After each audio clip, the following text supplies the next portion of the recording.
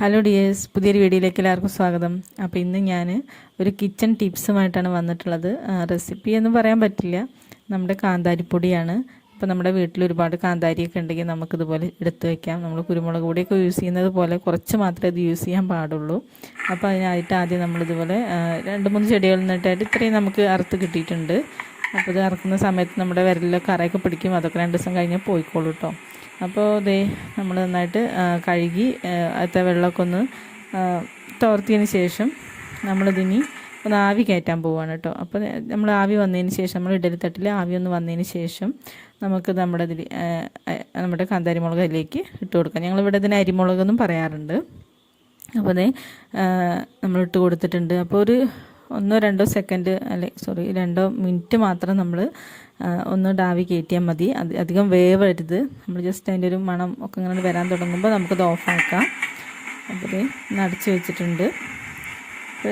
2 minute വരെ നമുക്കതൊന്ന് ആവി കയറ്റിയെടുക്കാം.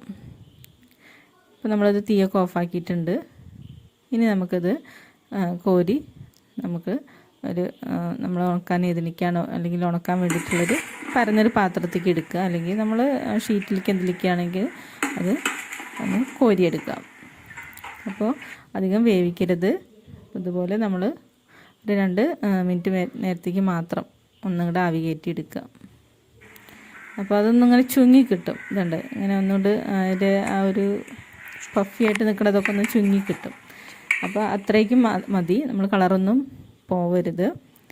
പിന്നെ നമ്മളിത് വെയിലത്തിടാൻ വെക്കുകയാണ് കേട്ടോ. അപ്പോൾ ഫസ്റ്റ് ഡേ നമ്മൾ നന്നായിട്ട് വെയിലുള്ള സമയത്താണ് ഇത് ഉണക്കി എടുക്കുന്നത്. ഫസ്റ്റ് ഡേ നമ്മൾ ഉണക്കി ഈ ഒരു പരുവായിട്ടുണ്ട്.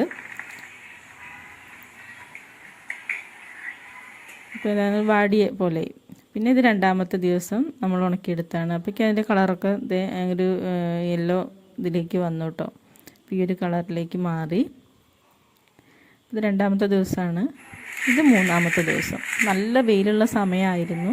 അപ്പോൾ അതുകൊണ്ട് തന്നെ 3 ദിവസം ആയപ്പോഴേക്കും നന്നായിട്ട് ഉണങ്ങിയിട്ട് നമ്മളിങ്ങനെ പൊട്ടാൻ തുടങ്ങി. അതിൻ്റെ സൗണ്ട് കണ്ടില്ലേ, ഒരു കലകല സൗണ്ട് വരും. അപ്പോൾ ആ ഒരു സമയമായി കഴിഞ്ഞാൽ നമുക്കിത് പൊടിച്ചെടുക്കാം. അപ്പോൾ ഇത് നന്നായിട്ട് നമ്മൾ ഉണങ്ങിയിട്ടുണ്ട്. അപ്പോൾ ഉണക്കല്ലെങ്കിൽ നമ്മളിത് എടുത്ത് വയ്ക്കുമ്പോൾ അത് ഇതായി കഴിയും, അതായത് പൂപ്പൽ വരും.